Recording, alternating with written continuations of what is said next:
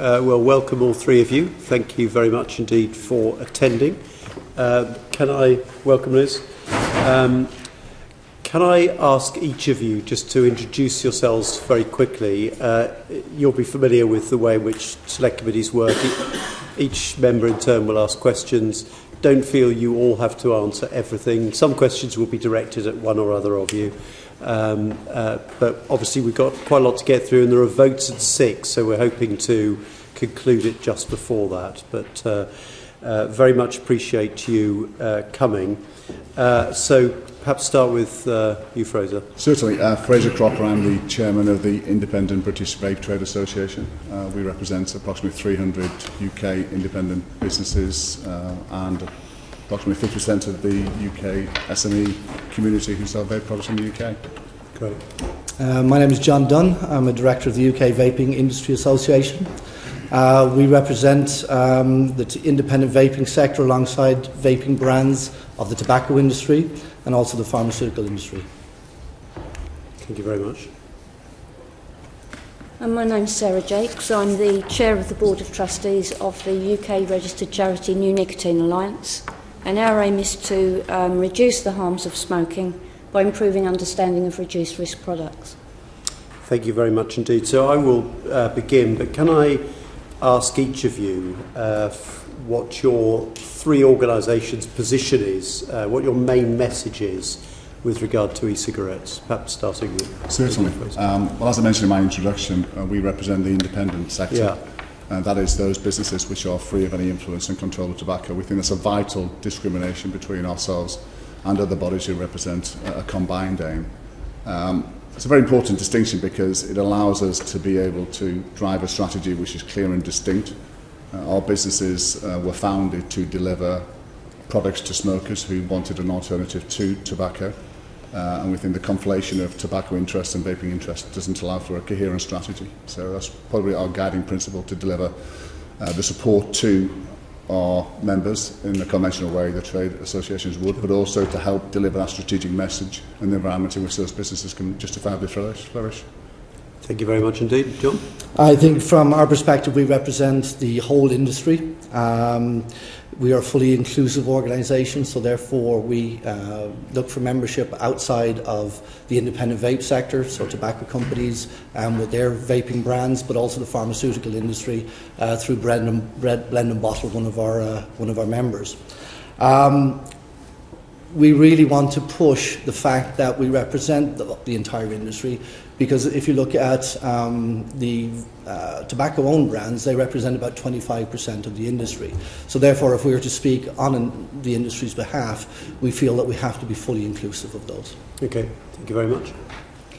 So our position on e-cigarettes is that we feel that they're now proven to be a safer alternative to smoking, which a great number of people find an attractive and acceptable substitute.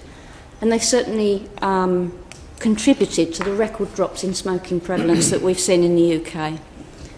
Unfortunately, over the years, we've seen public health ministers, from Edwina Currie, who pushed the ban on snus, and Anna Soubry, who unfortunately agreed to include e-cigarettes in the TPD.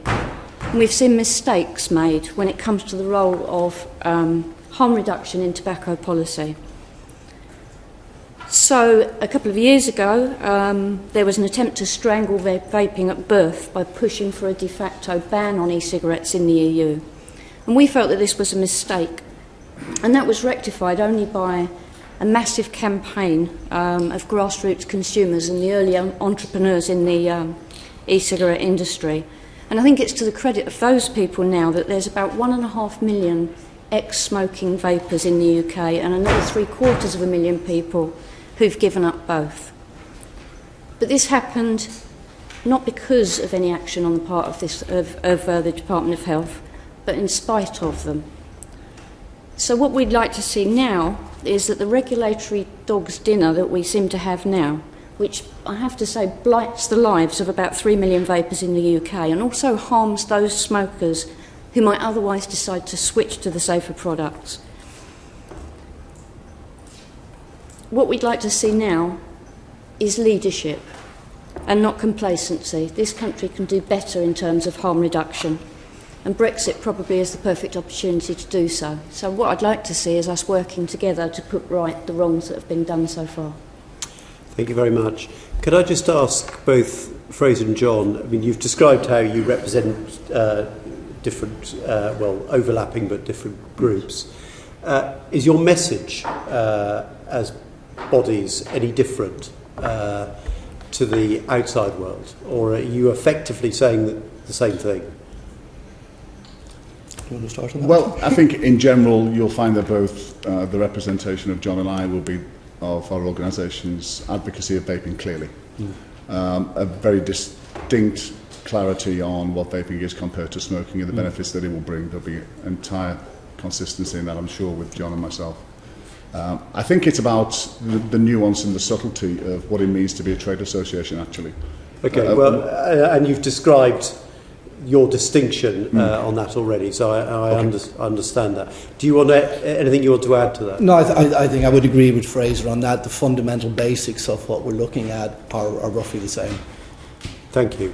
So, Fraser, can I just ask, your organisation state that a lack of regulation of e-cigarettes through its own dedicated vape-specific regulation, yes, as you describe it, and I think that was probably what you, Sarah Jakes, were also alluding to, is bad for consumers, industry and public health. That's, in essence, your evidence. Would you like to just elaborate on that briefly? I mean, it comes within the Tobacco Product Directive. What are you arguing for? Well, we're arguing for, firstly, a directive and a mandate which comes from a sound risk assessment. The TPD wasn't formed out of a suitable risk assessment. It was cast, essentially, in 2012. And so much has happened, so much has changed since then. I think we need to remind ourselves as to what we're trying to protect against with the regulation. Start with a risk-based assessment first. And the conclusion will likely be, if we do that, that a whole range of things which seem to be arbitrarily set in the TPD will be adjusted. Things such as marketing and advertising. The restriction on that doesn't make any sense at all. And we'll come on to that a little bit. And some of the arbitrary constraints on product, the size of tanks, the volumes of fluid and the strength of fluid to be sold. Those are the key markers in where we think the regulation is incorrect and inappropriate at the moment. But in terms of the context of the UK leaving the EU, is it your case that in future there should be a separate set of regulations for vaping? Oh, very much so. As against yes, tobacco? I think part of the challenge that we have is that we started off from a position where tobacco and vaping were consumed into the same mandate. It needs to be separated. Vaping needs to have a vape-specific regulation set. Yeah. Any additional comments from other members of the panel? No, I'd agree. I think it needs to be a fully evidence-based regulation framework that we look at. But I think the industry itself needs to be more engaged in that process, which it wasn't beforehand. Okay. Well, look, what changes, therefore, do you think should be made to the product restrictions on e-cigarettes, the cartridge size, the nicotine levels, and so on? And indeed any rules on packaging and what can be stated on that packaging. Who wants to start us off on that? Well, I could start it off. Sarah? Particularly the arbitrary restrictions, the 2 millilitre tank limit and the 10 millilitre bottle limit. There is no scientific basis for those restrictions at all. And speaking for consumers, they make things fiddlier, the bottles are easier to lose. It's just generally inconvenient, and there's no possible gain from it. The 20 milligram per millilitre concentration limit, I believe Ash did a survey last year and found that I think it was 9% or something of vapers use concentrations higher than that. However, that was a snapshot. So a much larger proportion of the vapers that we now have will have started on those higher concentrations, and those limits push those people out of the picture. And is it your concern in particular with heavy smokers that they might be attracted to a higher limit than that? Yes, I mean there's no doubt that when people first switch from smoking to vaping, it takes a while for them to get used to the different techniques. And the higher nicotine strengths help keep those people engaged with the product. It helps them with their cravings, until such time as they can perhaps start to reduce their nicotine concentrations. But my worry is it wouldn't just be those 9% of people who are affected, it's all those people who are coming in behind us who haven't yet started on their pathway to being cloud chasers, or whatever those, whatever you'd like to call those of us who use the low nicotine strengths now. Those are the people I'm concerned with. I think advertising is a problem. I think it's a ridiculous situation where we have to rely on PHE's budget to put the message across to people that vaping is safer than smoking. I think primarily on advertising, we'll come back to that with sure. other questions. Okay. I mean, I would say there is perhaps one part of the regulations which was useful from a consumer point of view, and that was the notifications and the emissions testing. We would agree that anything that people are going to inhale should have some regulation, so we would keep that. It's the notification to the MHRA. The notification to the MHRA, the ingredients listings, the emissions testing, those are helpful to consumers, but virtually everything else is unhelpful. Thank you. Anything that either of you want to add? If you just agree with everything she's said, then that's fine. I think one of the other major factors that we're pushing against is the restrictions to advertising. As we've seen, the uptake has been slower in vaping since 2007 compared to 2018. And it's a ridiculous situation that Public Health England could come out and say vaping is 95% safer. However, as brands of our members, we cannot. And we will come back on to more detailed questions about advertising a little later. Anything else you want to add? I think those are the main key points. Good. So finally from me, do you think that excise duties on e-cigarettes are appropriate? No. May I start? Nope. The answer succinctly is no. And why is the answer so succinct and so clearly no? I think there's been a real strong consensus in the 3 previous committee hearings where all those who've spoken, it's a wide cohort of stakeholders, have made it very clear it will be counterproductive. One of the things that we see through our businesses and our customers and consumers and smokers and vapers is that they see one of the clear dividends of giving up smoking, of course, is the health benefit, but there's a clear financial dividend to a lot of households. That's a real motivation and incentive. And if we really do share an agenda to have a smoke-free UK using vaping as one of the principal tools, we've got to keep those incentives for the individuals. And no more powerful an incentive for most people is that difference in the cost between the 2 products. I think to close that gap would be ill-conceived. And the other 2 of you are in agreement with that, I take it? The only thing I would add is that it's the syntax, and we know from tobacco regulation that those are designed and quite successful at disincentivising the use of a product. So I don't know why you would want to disincentivise the use of e-cigarettes for smokers. Thank you very much indeed. Bill? John, if I may, your association argues that the regulation around short fills is both illogical and worse still, you suggest it's potentially dangerous, which is quite concerning. What brought you to that conclusion? What the reason that you conclude that? I think one of the things that's led to that happening is the fact that with the TPD, the bottle size has been restricted to 10 mLs, which has been proven extremely inefficient and cumbersome to vapers.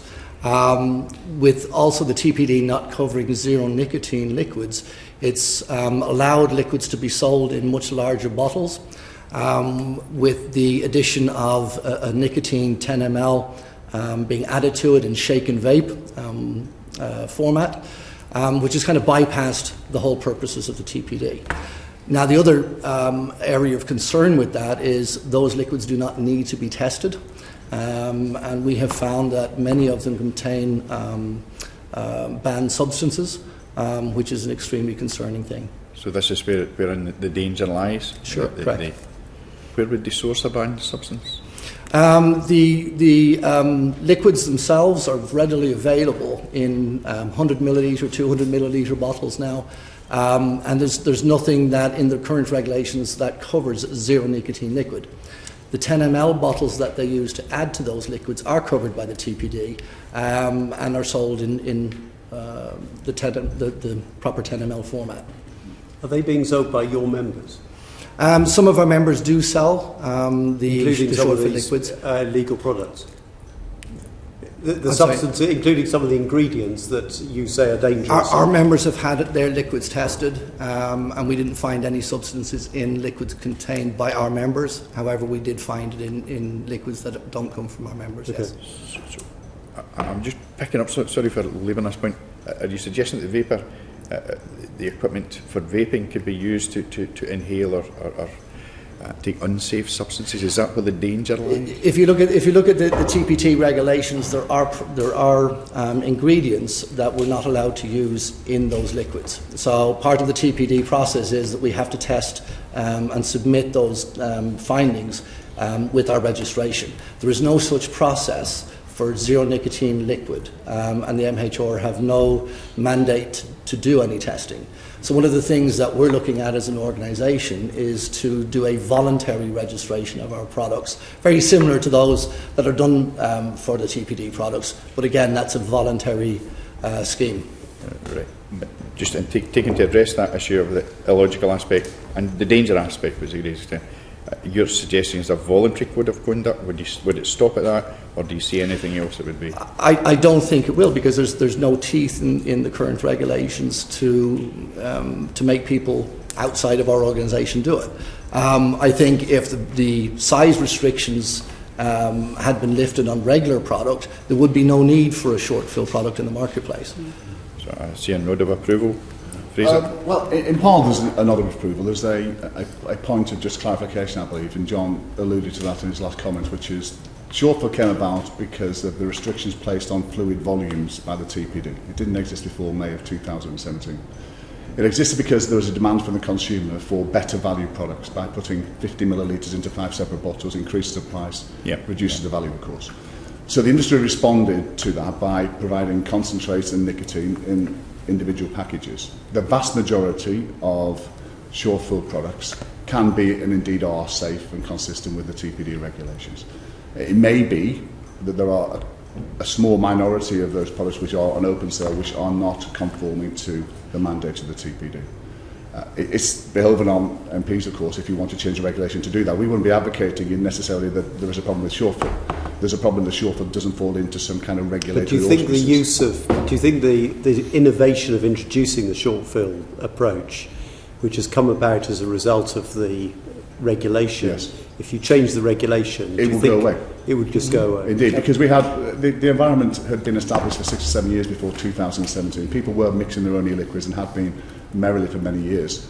The average fluid volume sold in 2016 would have been probably a bottle of 30 millilitres. That was the average size that a vaper would have used. They turned to short fill because of the restrictions that the TPD placed. By changing that limit, I think you automatically alleviate most of those commercial tensions, and consumers will be happy to buy those products which are formed in the correct volumes, fully tested and fully compliant. Yep.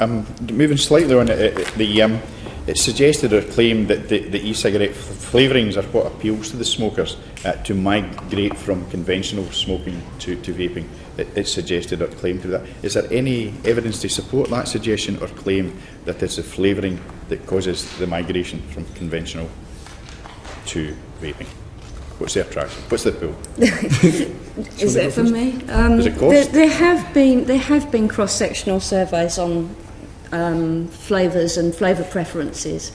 The impression that we get from those is that when people first switch, they're looking for something as similar as they can get to their tobacco cigarette. So a lot of people will switch to tobacco flavours, but then they tend to migrate away. And from what we hear from feedback from people who contact us, is that distances them from their previous tobacco habit, so that then they become averse to the flavour. I mean, obviously this isn't everyone, but many people then become averse to the flavour of tobacco, and they're quite happy vaping mango for the rest of their days, if possible. But it's definitely, I would say, flavours are probably more important in keeping people from relapsing than in helping people to switch in the first place. Right. But that's anecdotal, and it's kind of it's anecdotal with a mix of cross-sectional surveys. But no, well, there's been some surveys. Yes, there's been cross-sectional surveys. Yeah. For me, certainly. There's a very well-published academic called Dr. Fossinos, who's published a survey on flavours in vaping, and he concludes for me. He states that the research found that the majority of vapers would find vaping less enjoyable or boring if the flavours were restricted, and 48.5% of vapers stated it would increase their cravings for tobacco cigarettes, and 39.7% said that without flavours it will be less likely for them to reduce or quit smoking. So that's a piece of academic research. I think anecdotally there is another lump of evidence, which is most businesses who sell vaping products know through their sales history what they sell. The majority of flavours that our members sell are principally non-tobacco flavours. I don't think there's been any marketing to that effect. It's simply a natural cause of offering flavours to the customer base, and the customers eventually choosing and deciding which ones they prefer. So flavour availability and choice is a good way. Actually. It's a good way of migrating people from Well, it's one of those very important variables. Vaping offers a lot more variables than smoking does. From the power of the device, the look of the device, the strength, and the flavour. Flavour is actually probably the key discriminator, a really important one that customers choose. And I think once you've smoked and you've moved to vaping, you recognise just what an unsavoury habit it was actually. It's not a nice thing to do to inhale tobacco. Even when you take the smoke out of a tobacco flavour, the tobacco flavour is not as appealing as a sweet flavour or a fruit flavour. You're making me feel guilty, Fraser. I smoke after 30 years, but I'm going to be. Well, thank you very much. I was 20 years guilty myself as well. Pangs of guilt there. That's me. Thank you very much indeed, Stephen. Thank you. Mr. Cooper, if I may come to you, sorry, Fraser. It's about the potential for medically licensing products. Now, I think in your submission to this, you stated that medically licensed e-cigarettes being prescribed by GPs would be a bad idea. Why is that? A bad idea. We are not aware of what's actually wrong at the moment. There's 3 million vapers who have found their own way out of smoking through vaping, and that's done within a background where there's lots of misinformation and potential lack of clarity as to what vaping is. So that's a remarkable thing. I think the UK should be really proud of that, actually. It's an example to the wider community. But on this particular point, what we do understand from our experience of what a vapor's journey out of smoking is, it's vital that they take some responsibility. It's vital that they also have the ability to tune their vaping journey by using all the variables that they have at hand. The reason why I made those statements are that we believe that would be hugely disempowering if you gave the responsibility to a GP, to a prescribed product, that the vapor wouldn't have the same engagement, the same empowerment, and it would also potentially limit the range of products. There's many vapors who say that my first engagement in vaping wasn't successful. I went back to smoking, and I came into vaping again, and I eventually found the right product. The risk is that those unitary devices, those 2 or 3 that may well be dysregulated, may not meet the widest cohort of needs. What we would suggest, because it's been exemplified in recent work as well, is the work that can be done with the experts, which is Stop Smoking Services, partnering with independent vaping stores, independent vaping businesses. That's where the true synergy lies, actually, taking their expertise when they need to, supported by vaping businesses. Okay. So where you, I think I quote, a smoker being homeless or in receipt of benefit might be an exception. Well, not an exception to prescription. We mentioned that in the context of potential free products that come through the Stop Smoking Services rather than them being prescribed medicinal products. Do you mean just to overcome the upfront cost? A big one. To overcome the upfront yes, cost? Yes, that's all it is, yes. It's that simple. It's not that would therefore suggest that medicinal regulation is the answer to that particular cohort. So smoking cessation services are able to provide things at no cost, even though they are not medically licensed. Indeed. And that's happened. There's been many cases where various self-smoking services have partnered with vaping businesses and provided those products. So you're saying that that's a better route? Well, it continues to provide that large range of products, the variability and the ability to fine-tune each individual vapor's needs to a product. Do you think the cost of starting that journey from smoking tobacco to vaping is a barrier? For most people, no, because the cost is generally less than 3 days of a smoker's cost. So for most people, it is a very small barrier, if a barrier at all. But for some people, it will be, of course. £30 may be very significant to some people. Okay.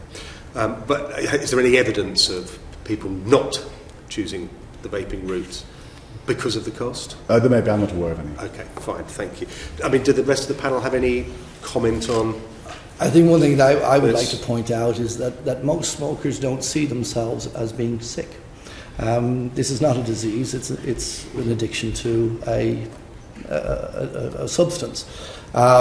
They also like the fact that this is a consumer-driven innovation. It's not, it doesn't feel like a medicine. And I think pushing it down that route would have a detrimental effect. I think the other thing you need to look at also is the current structure under which a product has to go through. You're looking at roughly about £10 million worth of an investment to get it through. You're looking about 3 years, a 3-year process. And then you have to look at the cost of the infrastructure that you have to put in place for manufacturing, etc. on top of that. When you've got an industry that's innovating at the speed that ours does, a 3-year process like that is just doesn't work. No. Just ask a follow-up, though. I mean, I think the question is, for people who can't afford it, that it might help those people to give up. And, you know, it's like nicotine gum. You can get your nicotine gum on prescription, or you can just go into the shop and buy it. It doesn't have to be one or the other. But, you know, they're 14 quid a packet. So if you haven't got much money, you want to go in and if you can get it on prescription, that'll be good. And some people quite like the gum and the taste.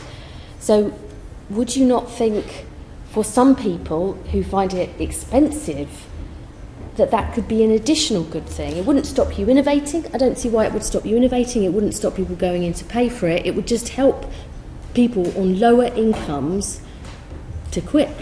I think, as Fraser pointed out earlier on, that's already happening at the moment without having to go through a medical regulatory process. That, in fact, really the only people that could afford to do that are going to be tobacco companies and pharmaceutical companies. This industry has grown at a rapid pace without having to have that in place. So you're saying through smoking cessation services entering arrangements to provide the upfront... I mean, I understand the question, and it makes entire sense that anybody should be able to escape smoking. Yeah. And if vaping is one of those tools, then we have to find the best way for every single person. If one of those encumbrances and limitations is finance, then we've got to get over that hurdle as well. Is the answer prescription? Is the answer medicinally licensed products? It could be that we find a different way, that we are able to give the medical practitioners the ability to source products, open market products, which facilitate that. The danger, and this is not some kind of protectionist position, but the danger is there becomes some kind of hierarchy, that people will perceive that prescribed e-cigarettes are better by dint of the fact that they've been through apparently this more challenging, more demanding process. That could have a detrimental effect, because what we do know, and this is, I think, categorical, is that the range of vaping devices and all these variables are key to its success. You can't put all those into a set of prescribed products. It'd be too demanding. Could you have a product or a set of products that could be provided by medical practitioners? Of course you could.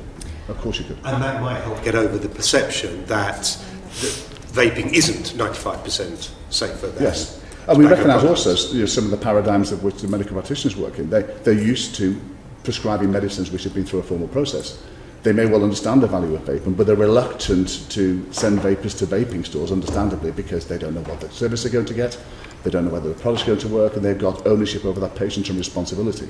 So maybe we have to answer that question, which is how do we connect the medical practitioners and those who want to deliver smoking cessation services to the right products? So as the organisations representing the vast majority of suppliers and traders, what activity have you undertaken to engage with health professionals so that they do understand where the reality and where the myth I think there's been a number of really good and strong examples where certain stop smoking services have proactively gone and sought vaping businesses because they knew the potential. They were constrained by protocols within their organisation. They've unilaterally gone out and found vaping businesses to acquire products and knowledge.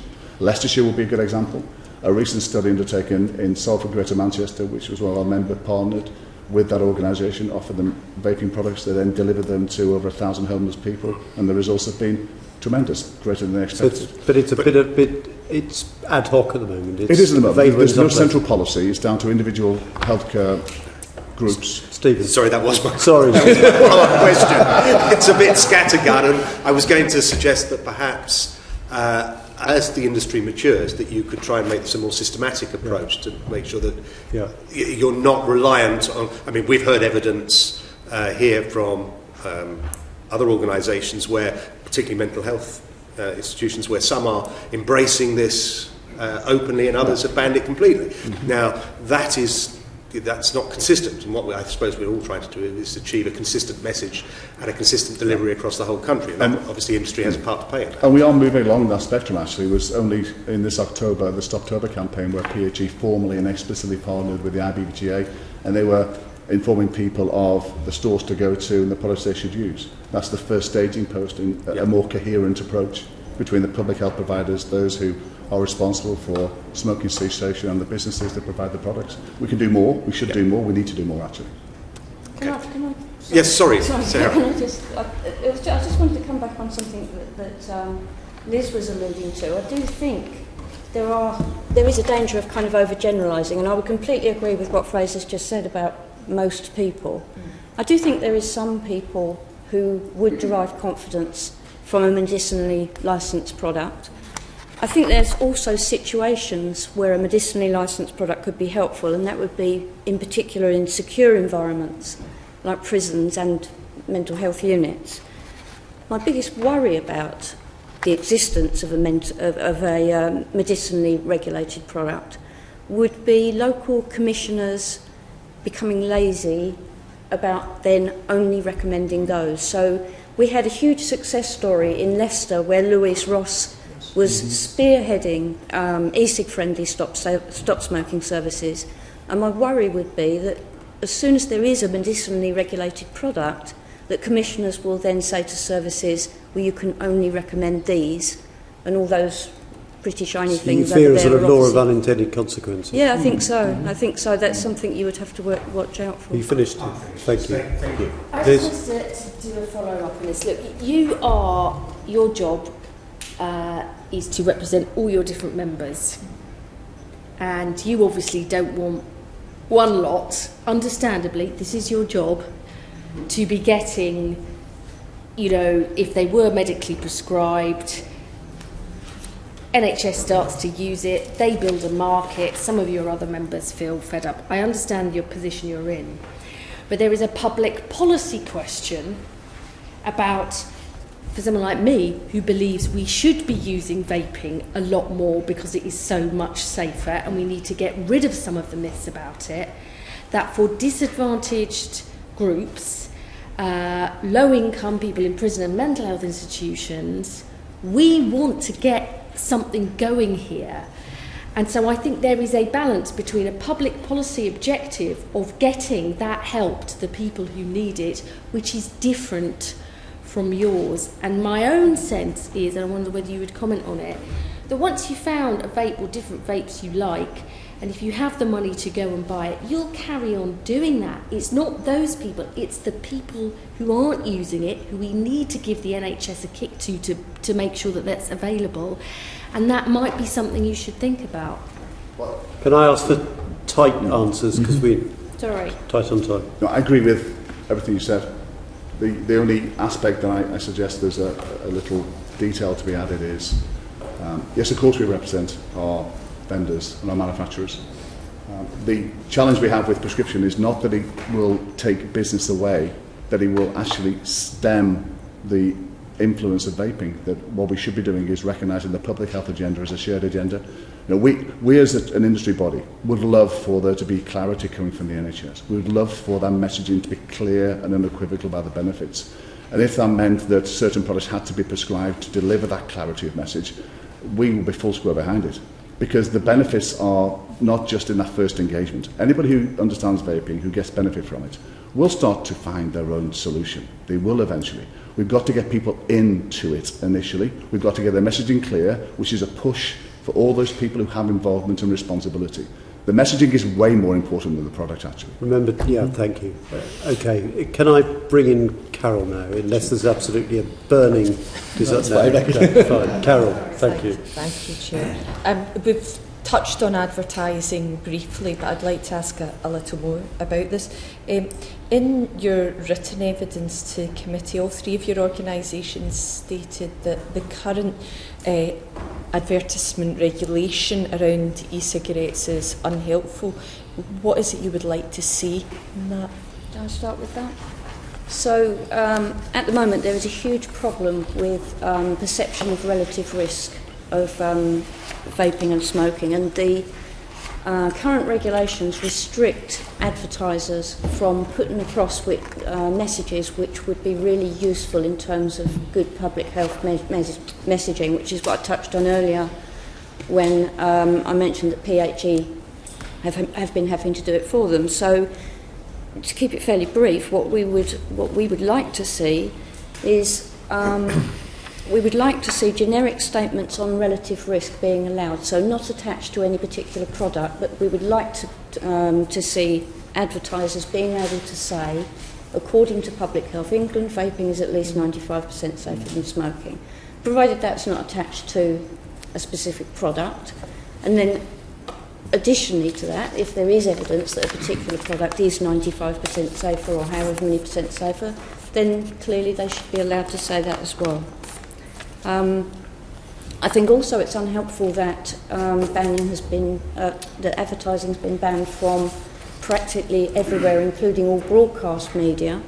It would be really good to see vaping come into the public conscience, as it would if it was allowed in radio and TV advertising.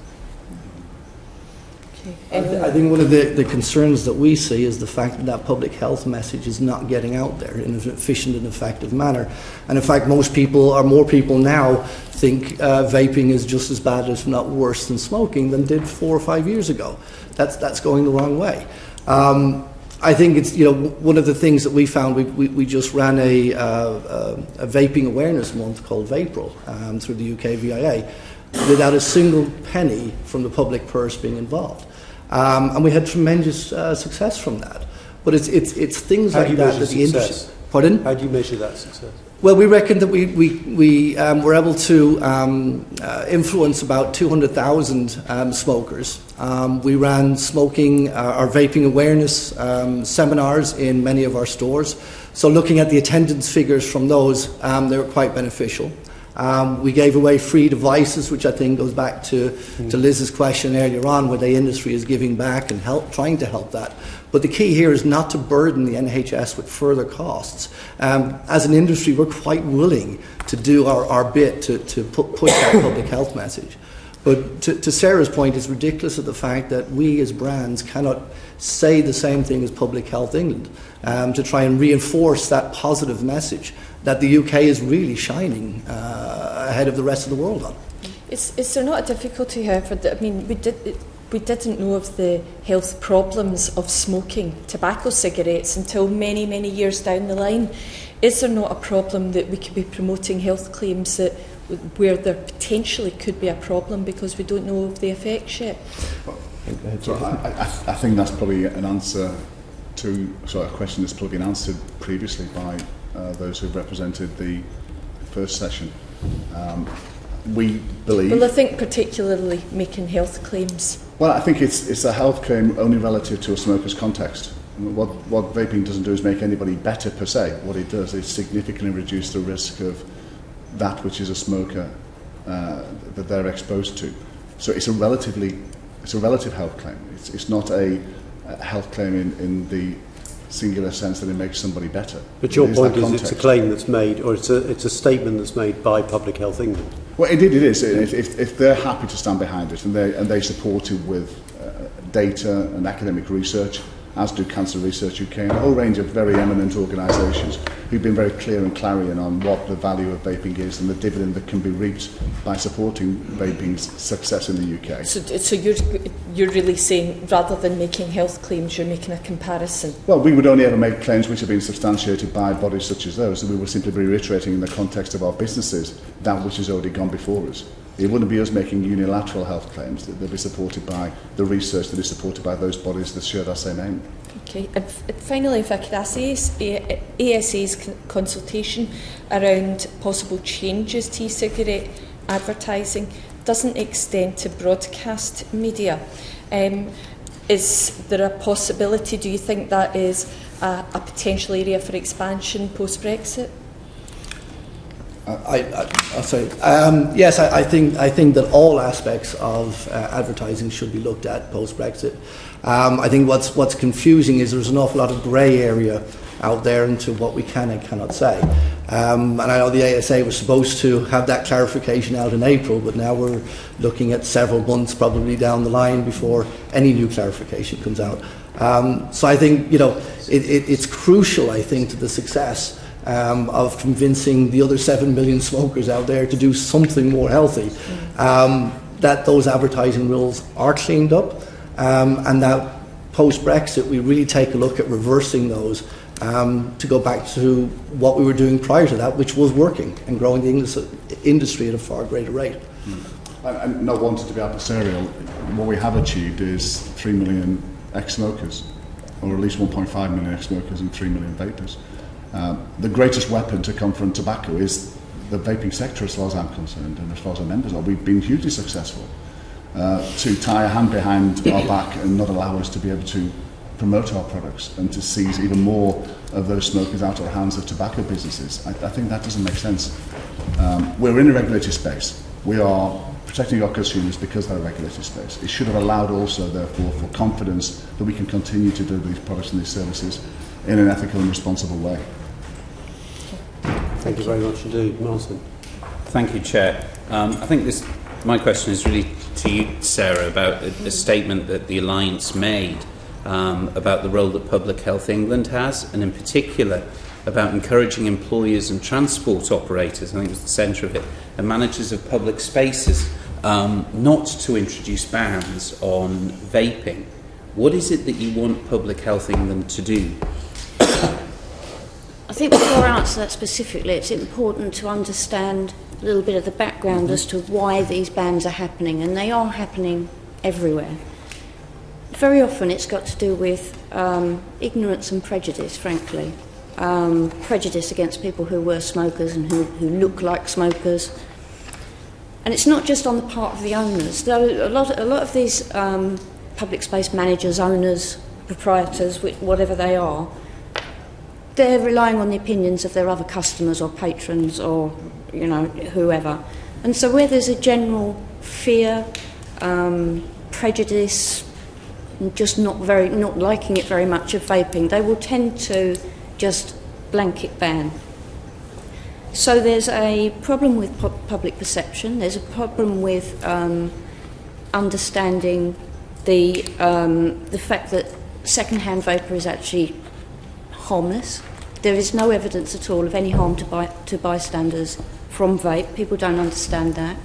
Some businesses we've come across don't understand that vaping isn't actually covered in current smoke-free laws. They believe that it's banned legislatively. And I think so. Again, is it what you want from Public Health England is a clearer message, and what you want is the misconceptions that appear to prevail. I think a clearer message, a more accessible message, and a louder message from Public Health England. I mean, they have produced a guide. Yeah. They did produce a guide.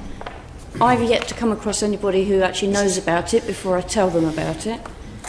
But what Public Health England could do would be to promote good policy within private businesses and local authorities through education, and that would be education not only of the managers of these spaces but also public information, so that pubs and restaurants, well, maybe not restaurants, but so that these places are not getting pressure from other customers to bring in these policies. Do you think there's a role for I'm going to use the word occupiers in this sense, so that's the sort of transport companies and things. Do you think there's a role for them to create the environment, or to advocate how they can create an environment that's acceptable both to non-vapers, vapers? I think that's what's missing from the conversation at the moment, is the effort to create an environment for both. Because there are people who don't want to be around vaping, and their wishes have to be considered as well. But also, there's ridiculous situations where for example, on an open platform at Billericay Station today, there's a loudspeaker going on, no smoking, this includes e-cigarettes. Now, this is a quarter of a mile long in the open-air platform with about 10 people on it. So it's down to, I think, laziness. I think one thing Public Health England could do, if they're not doing it already, is to engage with other influential organisations such as the TUC and ACAS and improve the advice that they're giving to the businesses that come to them.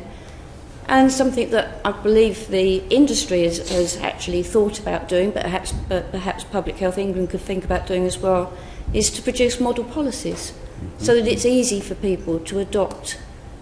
You know, they can take a model policy, adapt it to their needs, and they don't really have to think about it, because I think at the moment it's the not thinking about it that is causing the problem. You know, when you look at transport, there's no reason why you couldn't have one carriage on a train where vaping's allowed, considerate vaping's allowed. And if I move that on, I mean, we've heard today and in evidence about the fact that the vaping industry is very innovative. It's a constantly changing industry almost. I suppose the question is, where would you see the responsibility between the business itself and government? At the sort of, if we go above Public Health England, where should the responsibility lie? I think it should always be the responsibility of the business to set policy in their business. I think that's an important principle, but I think they need help in setting sensible policies if we're to achieve what we want to achieve. Because let's face it, there is no point switching to vaping if you can't actually vape anywhere. Right. That's a very good place to leave that. Thank you very much, Stephen.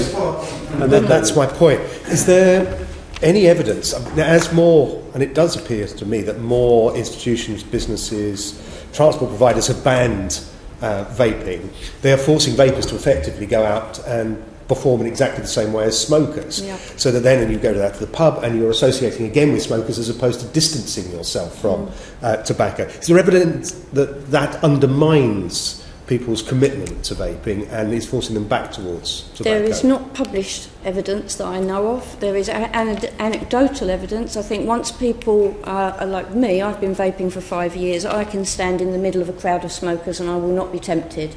But in the early days, I'll definitely that is a temptation. So in the same way that flavours puts distance between you and your smoking past, location has a part to play as well. It's about so many nuanced things. It's about the message that it sends to people when you send people out to do that. You know, you're sending them outside because they're obviously doing something dangerous and antisocial. Yeah. And a lot of this goes back to fostering intolerance. When you see things, when people are shoved outside, and this applies as much to tobacco control policies on smoking as it does to vaping, what you're doing is you're giving the public the right to look down on those people for their choices, and you're giving the public the right to shun them. And the unfortunate thing is that is transferred onto vapers now. Thank you. Well, I think there's an opportunity. We talked about public health leading by example, but I know this subject has come up at the APPG in this very building, and I think there's an opportunity for government and for this House to show the way forward. There's 2 areas in this building, for instance, where you can vape. The members that came to the APPG, most of them didn't even know where those places were, and they've been here for many, many years. Where are they? I have no idea. But again, that discussion came up. It's pushing smokers or vapers into an area with smokers. It's like putting an alcoholic into a bar. It just does not make sense. But I think the government and this House have an opportunity to show the way forward. Damien. This is for the whole panel. Do you think there is a role for heat not burn as well as e-cigarettes in the spectrum of smoking cessation products? As an association, we don't have a viewpoint on that because we're a vaping association. What's your personal view? We do have a view on heat not burn. We support heat not burn insofar as it's a harm reduced product. To the specific of your question, whether it has a place in cessation, I think in practical terms it definitely does. I think as it goes more mainstream, people will stop smoking and start using heat not burn. There is bound to be a cohort of people who find heat not burn more attractive than vaping for whatever reason. Whether that will ever be a part of formal cessation, I kind of doubt that. I cannot see organisations like NICE and the BMA ever endorsing a tobacco product with informal cessation services. So our position would be that clearly it's distinctively a tobacco product. The research suggests it's about 10 times more harmful than vaping products. And that we recognise that to some customers, some consumers, some smokers, it may be a viable stepping stone out of smoking. The challenge will be making sure that each individual smoker has the right cessation pathway, and putting heat not burn centrally as this principal product that a lot of the tobacco companies wish to sell it as, I think potentially doesn't escort the consumer to the place they need to go to, or as quickly as they could get there, and maybe they don't need to bypass through that product to get to a smoke-free future.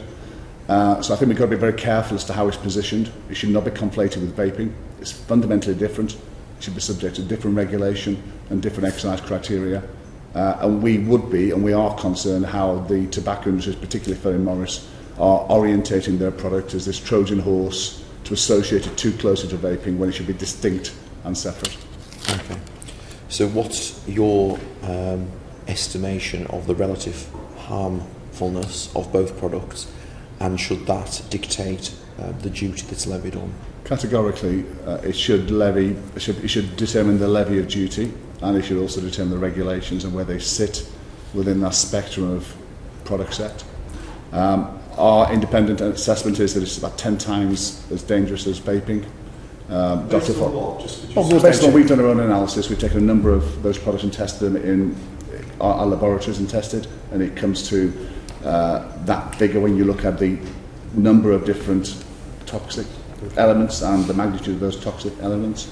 There's also a study being done by Dr. Foster, who sort of correlates his takeaway summaries about 10 times as harmful as vaping. So there needs to be more independent research done, actually. We currently find ourselves in a situation where people are talking about heat not burn with summary statements as to what their risk profile is. There needs to be some significant independent research which once and for all categorically determines where they do sit, what their risk potential is, and therefore what the subsequent actions will need to be. Good. Just before we finish, I just wanted to come back very briefly to the low-income point that Liz raised earlier. Am I right in understanding that your argument is that there could be two approaches? One is a medically licensed product that can be prescribed by GPs and others, or secondly, making more universally available the upfront product to avoid the cost of the initial investment, which then overcomes the barrier that people on low incomes face. Is that right, that either approach potentially addresses the problem of low income smokers being put off vaping by cost? I think, in simple summary, doctors and medical practitioners need to have access to a product which they can recommend. Yeah. Does that product have to be a medicinally licensed product? There lies the question, actually. We absolutely advocate that practitioners should have the confidence and the access to products which they know will work. QED doesn't mean, therefore, the prescribed medicinal products need to be the outcome. Okay. Any other final questions from around the table? No? Everyone's been very disciplined. We've got there with 3 minutes to go. First time ever. Thank you all very much indeed. It's appreciated. Order.